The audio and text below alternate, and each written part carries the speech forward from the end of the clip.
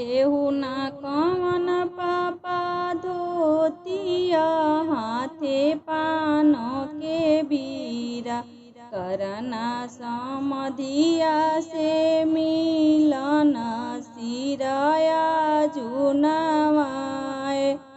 लेहु ना कवन चाचा धोतिया हाथे पान के बीरा करना समधिया से मिलन सिराया जुनवाए।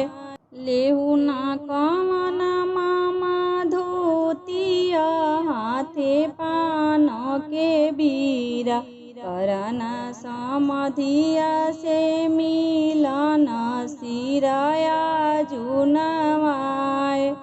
लेहु ना कवन फूफा धोतिया हाथे पान के बीरा करना समधिया से मिलन सिराया जुनवाए।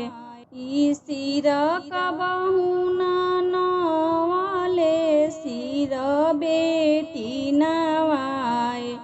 ई सिर कबहु नवाले सिर बेटी नवाए।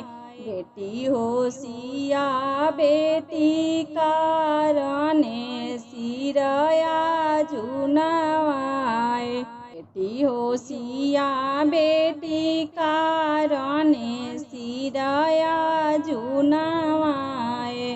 लेहु ना कवन भैया धोतिया हाथे पान के बीरा करना बनोइया से मिलन सिराया जुनवाए।